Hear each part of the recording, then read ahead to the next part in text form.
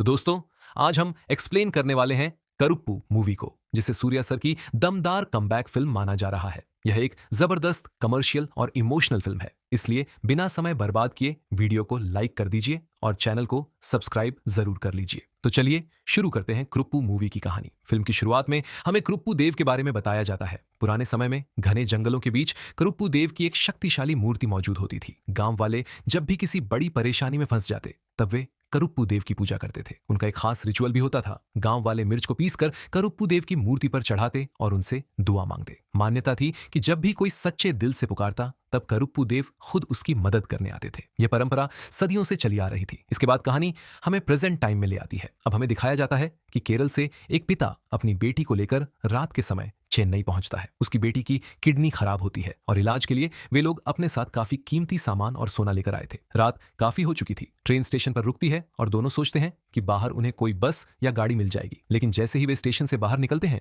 कुछ लुटेरे उनका बैग छीनकर भाग जाते हैं। वह पिता जोर जोर से रोने लगता है और चोरों से विनती करता है कि बैग वापस कर दें, क्योंकि उसी में उसकी बेटी के इलाज के पैसे और सोना रखा हुआ है। लेकिन चोरों को किसी की मजबूरी से कोई फर्क नहीं पड़ता। वे बैग लेकर फरार हो जाते हैं। इसके बाद पिता और बेटी पुलिस स्टेशन पहुंचते हैं और पूरी घटना बताते हैं। लेकिन पुलिस उनकी मदद करने के बजाय उन्हीं पर शक करने लगती है। पुलिस वाला कहता है, इतनी रात में लड़की को लेकर कौन सफर करता है? कहीं तुम लोगों ने खुद ही बैग छुपा तो नहीं दिया? तब वह पिता अपनी बेटी की बीमारी के बारे में बताता है। वह कहता है कि बैग में करीब 60 तोला सोना था, जिसे बेचकर वह अपनी बेटी का इलाज करवाना चाहता था। बेटी की हालत देखकर आखिरकार पुलिस केस दर्ज करती है और इलाके के कुछ छोटे मोटे गुंडों को पकड़कर पूछताछ शुरू करती है। हालांकि पिता किसी को पहचान नहीं पाता, क्योंकि लुटेरों ने उस रात अपना चेहरा ढक रखा था। पुलिस अपने तरीके से सख्ती से पूछताछ करती है और आखिरकार 2 लोग चोरी कबूल कर लेते हैं। पुलिस सोना बरामद भी कर लेती है। लेकिन जब सोने की गिनती होती है तब पता चलता है कि वहां सिर्फ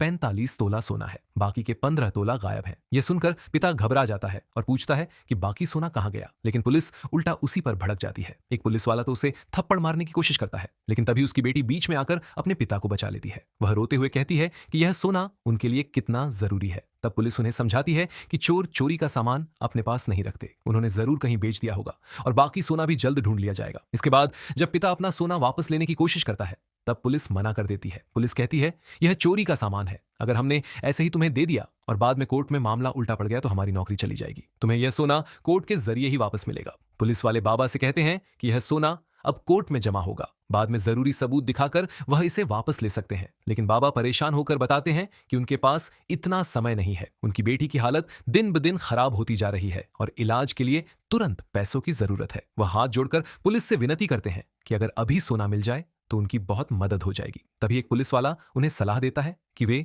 बेबी कन्नन नाम के वकील से मिले। वह कहता है कि बेबी कन्नन बड़ा नामी और दयालु वकील है जो जल्दी उनका सोना वापस दिला सकता है। लेकिन असलियत में बेबी कन्नन बेहद करप्ट वकील होता है। वह पैसे के दम पर सिस्टम को खरीदने में विश्वास रखता है। जज से लेकर बड़े अधिकारियों तक हर जगह उसकी सेटिंग होती है। उसके लिए दुनिया का कोई भी केस सिर्फ पैसों का खेल था। जब बाबा और उनकी बेटी बेबी कन्नन के पास पहुंचते हैं तो वह बड़े आराम से कहता है, चिंता मत करो, तुम्हारा सोना जल्द वापस मिल जाएगा। इसी बीच कोर्ट में एक दूसरा बड़ा केस चल रहा होता है। एक अमीर बिजनेसमैन ने जबरदस्ती एक बिस्किट फैक्ट्री पर कब्जा कर लिया था और वहां के मजदूरों को बाहर निकाल दिया था। लेकिन बेबी कन्नन के लिए यह कोई बड़ी बात नहीं थी। उसने पैसे खिलाकर पूरा सिस्टम अपने पक्ष में कर रखा था। आखिरकार वह केस भी जीत जाता है। इसके बाद वह बाबा को भी भरोसा दिलाता है कि उनका काम जल्द हो जाएगा। लेकिन साथ ही वह चालाकी से कहता है कि तब तक उसके जूनियर्स का खाने पीने का खर्च बाबा को उठाना होगा। फिर हम देखते हैं कि कोर्ट की कैंटीन में बेबी कन्नन और उसके सारे जूनियर बाबा के पैसों पर जमकर खाना खाते हैं। दिन गुजरते जाते हैं। एक दिन, 2 दिन, फिर कई हफ्ते बीत जाते हैं। हर बार बाबा कोर्ट पहुंचते हैं, लेकिन सुनवाई आगे बढ़ जाती है और उन्हें सिर्फ अगली तारीख मिलती है। दूसरी तरफ बेबी कन्नन और उसके जूनियर धीरे धीरे अपने सारे महंगे खर्चे भी बाबा पर डालने लगते हैं। देखते ही देखते खर्चा लगभग 2 लाख रुपए तक पहुंच जाता है। आखिर एक दिन बेबी कन्नन बाबा से कहता है, कल तुम्हारे केस की फाइनल सुनवाई है, इस बार तुम्हें पूरा सोना वापस मिल जाएगा। अगले दिन कोर्ट में पुलिस चोरी का बरामद सोना लेकर आती है। यहां तक कि गायब हुए बाकी 15 तोला सोना भी रिकवर हो चुका होता है। ऐसा लग रहा था कि अब सब ठीक हो जाएगा, लेकिन तभी अचानक कोई जज के कान में कुछ कहता है और केस की तारीख फिर आगे बढ़ा दी जाती है। यह सुनते ही बेबी कन्नन फिर से वही बात कहता है, मेरे जूनियर्स का ध्यान रखना और खर्चा भी संभाल लेना। अब बाबा का सब्र टूट जाता है। वह कोर्ट में जोर से चिल्लाने लगते हैं। वह कहते हैं, मेरे सामने मेरा सोना रखा है, फिर भी मुझे नहीं दे रहे। मेरी बेटी हर रोज दर्द से तड़प रही है, उसकी हालत बहुत खराब है। लेकिन जज उल्टा उन्हें ही डांटने लगता है। इस बात से बेबी कन्नन की भी बेइज्जती हो जाती है। गुस्से में वह कोर्ट के बाहर जाकर बाबा को थप्पड़ मार देता है और धमकी देता है, अब मैं देखता हूं कि यह केस तू कैसे जीतता है, तेरे लिए कोई वकील भी खड़ा नहीं होगा। बेचारे बाबा पूरी तरह टूट चुके थे। तभी उनकी नजर कोर्ट के बाहर लगी करुप्पू देव की मूर्ति पर पड़ती है। पुरानी परंपरा के अनुसार बाबा अपने हाथों से मिर्च पीसते हैं और उसे करुप्पू देव की मूर्ति पर चढ़ा देते हैं। फिर आंखों में आंसू लिए प्रार्थना करते हैं कि उन्हें उनका हक वापस मिले और इन करप्ट लोगों को सजा मिले। उसी रात बेबी कन्नन उस अमीर बिस्किट कंपनी मालिक की पार्टी में पहुंचता है। वहां जीत का जश्न चल रहा होता है, लेकिन तभी अचानक माहौल बदलने लगता है। चारों तरफ लाल रंग फैलने लगता है, हवा भारी हो जाती है और वहीं पहली बार एंट्री होती है करुप्पू देव की। इस दमदार किरदार को निभाया है हमारे सूर्या सर ने। वह एक एक करके सभी लोगों को मारने लगता है। ऐसा लग रहा था जैसे पूरा माहौल नरक की आग में बदल गया हो। करुप्पू देव बेबी कन्नन को भी उसी आग में जलाने वाले थे। वह उसे उसके सारे गुनाह याद दिलाते हैं और कहते हैं कि तुमने इस भ्रष्ट सिस्टम को अपने फायदे के लिए इस्तेमाल किया। जिस न्याय के लिए तुमने काला कोट पहना, उसी न्याय को तुमने बेच दिया। लेकिन बेबी कन्नन डरता नहीं। वह हंसते हुए कहता है कि अगर मुझे मार भी दोगे तो मेरे जैसे हजारों लोग कोर्ट में मौजूद हैं। रिश्वत और भ्रष्टाचार इस सिस्टम की जड़ में है। अगर सच में इसे खत्म करना चाहते हो तो बिना रिश्वत दिए कोई केस जीत कर दिखाओ, तभी साबित होगा कि न्याय अभी जिंदा है। करुप्पू देव को उसकी बात समझ आ जाती है। उन्हें एहसास होता है कि केवल लोगों को मारने से सिस्टम नहीं बदलेगा। इसलिए वह फैसला करते हैं कि अब इस भ्रष्ट व्यवस्था को उसी के नियमों से हराना होगा। अगले दिन बाबा और उनकी बेटी फिर से एक वकील ढूंढते हैं जो उनका केस लड़ सके, लेकिन बेबी कन्नन के डर से कोई भी वकील उनका साथ देने को तैयार नहीं होता। तभी वहां एक नया वकील आता है जिसका नाम सर्वानंद होता है। असल में वही करुप्पू देव थे जो इंसानी रूप में आए थे। वह खुद बाबा का केस लड़ने का फैसला करते हैं। जब सर्वानंद कोर्ट में पिटीशन जमा कराने जाते हैं तब उन्हें पता चलता है कि वहां हर काम के लिए रिश्वत देनी पड़ती है। पूरा सिस्टम किसी मछली बाजार की तरह हो चुका था, फिर भी वह बिना रिश्वत दिए अपनी पिटीशन जमा कर देते हैं। इसके बाद उन्हें पता चलता है कि इसी केस के लिए पहले से 3 और वकील मौजूद हैं, लेकिन असलियत में वे तीनों बेबी कन्नन के आदमी थे। उनका काम सिर्फ केस को लंबा खींचना था ताकि बाबा को कभी इंसाफ न मिल सके। जज भी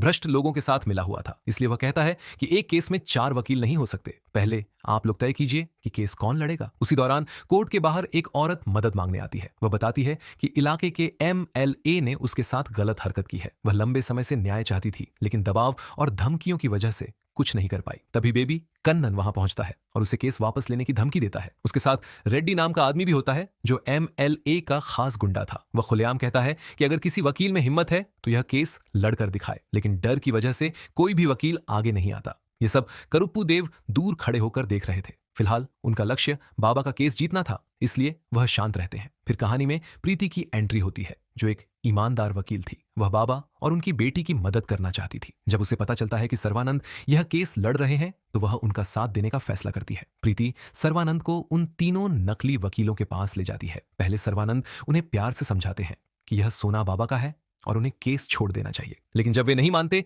तब करुप्पू देव अपनी असली शक्ति दिखाते हैं। अचानक समय रुक जाता है, चारों तरफ सन्नाटा छा जाता है। फिर उन वकीलों के हाथ में मौजूद सारे कागज अपने आप फटने लगते हैं। यह देखकर वे डर जाते हैं। दूर खड़ा बेबी कन्नन यह सब देख लेता है। वह समझ जाता है कि सर्वानंद कोई साधारण इंसान नहीं है। फिर वह करुप्पू देव को चेतावनी देता है कि अगर उन्होंने अपनी शक्तियों का इस्तेमाल किया तो वह उन्हें भी इस भ्रष्ट सिस्टम में फंसा देगा। बेबी कन्नन उस महिला का मजाक उड़ाते हुए पूछता है कि आखिर उसके साथ छेड़छाड़ कब हुई थी। वह पूरी कोशिश करता है कि कोर्ट में उस औरत को झूठा साबित कर सके। उसके सवाल इतने गंदे और अपमानजनक होते हैं कि कोर्ट में मौजूद हर इंसान असहज हो जाता है, लेकिन बेबी कन्नन को किसी की इज्जत या दर्द से कोई फर्क नहीं पड़ता था। उसके लिए हर केस सिर्फ पैसे और ताकत का खेल था। प्रीति उस महिला का साथ देती है और बेबी कन्नन की बातों का विरोध करती है। वह जज से कहती है कि एक पीड़ित महिला के साथ इस तरह का व्यवहार गलत है, लेकिन जज भी बेबी कन्नन के प्रभाव में था, इसलिए वह प्रीति की बातों को ज्यादा महत्व नहीं देता। तभी करुप्पू देव यानी सर्वानंद चुपचाप सब कुछ देख रहे थे। उन्हें एहसास हो चुका था कि यह सिस्टम कितना सड़ा हुआ है। यहाँ सच बोलने वालों को दबाया जाता है और ताकतवर लोग कानून को अपने हिसाब से मोड़ लेते हैं। फिर प्रीति कोर्ट में सबूत पेश करती है। वह बताती है कि MLA ने अपनी ताकत का इस्तेमाल करके उस महिला को डराने की कोशिश की। साथ ही रेड्डी और उसके गुंडों ने भी लगातार धमकियां दी ताकि केस वापस ले लिया जाए। बेबी कन्नन इस पर हंसने लगता है और कहता है कि बिना सबूत के यह सब बातें बेकार हैं। तभी करुप्पू देव धीरे से खड़े होते हैं और कोर्ट में मौजूद सभी लोगों की तरफ देखते हैं। उनका चेहरा शांत था, लेकिन आंखों में गुस्सा साफ दिखाई दे रहा था। वह कहते हैं कि अगर कानून सच का साथ नहीं देगा तो लोग कानून पर भरोसा करना छोड़ देंगे। न्याय केवल अमीर और ताकतवर लोगों के लिए नहीं होना चाहिए। गरीब इंसान को भी उतना ही अधिकार मिलना चाहिए। उनकी बात सुनकर कोर्ट में कुछ देर के लिए सन्नाटा छा जाता है। यहां तक कि जज भी सोच में पड़ जाता है। पहली बार किसी ने इतनी हिम्मत के साथ भ्रष्ट सिस्टम के खिलाफ आवाज उठाई थी। उधर रेड्डी और उसके आदमी गुस्से से भर जाते हैं। उन्हें लगने लगता है कि अगर यह केस आगे बढ़ा तो एमएलए और बेबी कन्नन दोनों की सच्चाई सबके सामने आ जाएगी। इसी बीच बाबा अपनी बेटी की मौत के दुख में पूरी तरह टूट चुके थे। उन्हें अब सोने या पैसों से कोई मतलब नहीं था। वह सिर्फ इतना चाहते थे कि उनकी बेटी को न्याय मिले और जिन लोगों की वजह से उसकी जान गई उन्हें सजा मिले। करुप्पू देव बाबा के पास जाते हैं और उन्हें संभालते हैं। वह कहते हैं कि उनकी बेटी की मौत बेकार नहीं जाएगी। अब यह लड़ाई सिर्फ सोने की नहीं रही बल्कि पूरे भ्रष्ट सिस्टम के खिलाफ जंग बन चुकी है। दूसरी तरफ बेबी कन्नन भी समझ चुका था कि सर्वानंद कोई साधारण इंसान नहीं है, लेकिन उसे अपने पैसे, पावर और सिस्टम पर पूरा भरोसा था। इसलिए वह फैसला करता है कि अब वह हर हाल में करुप्पू देव को हराकर दिखाएगा। और यहीं से कहानी एक बड़े टकराव की तरफ बढ़ने लगती है, जहां एक तरफ भ्रष्ट सिस्टम था और दूसरी तरफ न्याय के लिए लड़ता हुआ खुद करुप्पू देव। वह महिला कोर्ट में बताती है कि यह घटना साल 2016 में हुई थी और अब 5 साल बाद वह दोबारा केस खोलना चाहती है। यह सुनकर बेबी कन्नन उसका मजाक उड़ाते हुए कहता है कि अगर सच में उसके साथ गलत हुआ था तो उसने उसी समय शिकायत क्यों नहीं की। अब इतने साल बाद कोर्ट आने का क्या फायदा। महिला हिम्मत जुटाकर जवाब देती है कि उसे लगातार धमकियां दी गईं, उसकी फैमिली को डराया गया और कई बार मारने की भी कोशिश हुई। इसी वजह से वह इतने सालों तक चुप रही, लेकिन अब वह डरकर नहीं जीना चाहती और न्याय चाहती है। बेबी कन्नन फिर अपने क्लाइंट यानी एमएलए को बचाने की कोशिश करता है। वह कहता है कि उसका क्लाइंट ठीक से चल भी नहीं सकता, वह ऐसा अपराध कर ही नहीं सकता। लेकिन तभी अचानक कुछ अजीब होने लगता है। बेबी कन्नन जो भी झूठ बोलने की कोशिश करता है उसके मुंह से उल्टा सच निकलने लगता है। धीरे धीरे वह खुद मानने लगता है कि एमएलए ने उस महिला के साथ गलत किया था। इतना ही नहीं, वह एमएलए के बाकी सारे अपराध भी सबके सामने बताने लगता है। यह देखकर कोर्ट में मौजूद हर इंसान हैरान रह जाता है। जज भी समझ नहीं पाता कि बेबी कन्नन अचानक सच क्यों बोल रहा है। असल में यह करुप्पू देव का असर था। अब उन्होंने इस भ्रष्ट साम्राज्य में एक नया नियम लागू कर दिया था। यहां हर इंसान सिर्फ सच बोलेगा। जज तुरंत घबरा जाता है और आदेश देता है कि बेबी कन्नन को कोर्ट से बाहर ले जाया जाए, क्योंकि अगर वह और देर तक बोलता रहा तो बड़े बड़े लोगों के राज खुल जाते।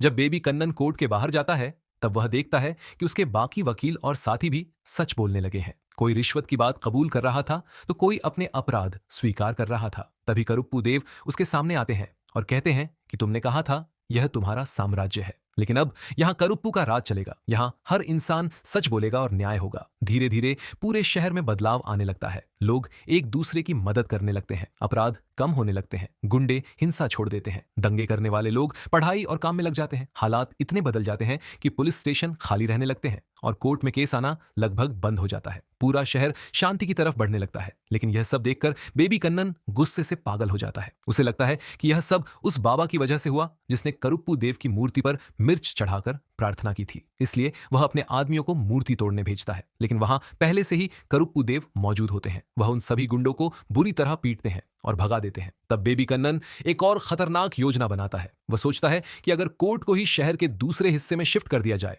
जहां करुप्पू देव की शक्ति नहीं पहुंचती, तो वह दोबारा अपना भ्रष्ट साम्राज्य शुरू कर सकता है। इसी सोच के साथ वह रातों रात कोर्ट में ब्लास्ट करवा देता है। धमाके में पूरा कोर्ट तबाह हो जाता है और जज भी मलबे के नीचे दबकर मर जाता है। इसके बाद फैसला लिया जाता है कि कोर्ट को दूसरी जगह शिफ्ट किया जाएगा। बेबी कन्नन खुश हो जाता है क्योंकि उसे लगता है कि अब करुप्पू देव की शक्ति खत्म हो जाएगी। लेकिन अगले दिन जब नई जगह कोर्ट शुरू होती है तब सभी लोग हैरान रह जाते हैं। कोर्ट के बाहर करुप्पू देव की एक नई विशाल मूर्ति खड़ी होती है। असल में प्रीति और बाबा ने रातों रात वहां मूर्ति स्थापित कर दी थी। अब बेबी कन्नन पूरी तरह टूट जाता है। उसे समझ आ जाता है कि करुप्पू देव से बचना नामुमकिन है। फिर फिल्म के क्लाइमेक्स में प्रीति और बाकी लोग कोर्ट में इकट्ठा होते हैं। तभी बेबी कन्नन और उसके आदमी वहां पहुंच जाते हैं। वह करुप्पू देव को चुनौती देते हैं और लोगों पर गोलियां चलाना शुरू कर देते हैं। उसी समय करुप्पू देव अपने सिंघम जैसे भयंकर रूप में सामने आते हैं। वह सभी लोगों की जान बचाते हैं और फिर अपने असली दिव्य रूप में आ जाते हैं। इसके बाद वह बेबी कन्नन और उसके सभी गुंडों का अंत कर देते हैं। पूरे शहर में फिर से शांति लौट आती है और इसी के साथ करुप्पू मूवी खत्म हो जाती है। यह फिल्म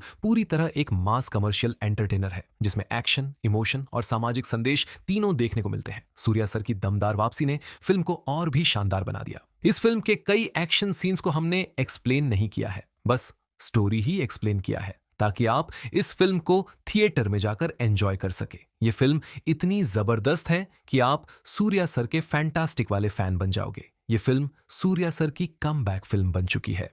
अगर आपने इस फिल्म को देख लिया है तो बताओ कि फिल्म कैसी लगी। और क्या यह फिल्म 1000 करोड़ कलेक्शन कर लेगी? और जाने से पहले वीडियो को लाइक करके सब्सक्राइब कर दो चैनल को। मिलते हैं अगली वीडियो के साथ।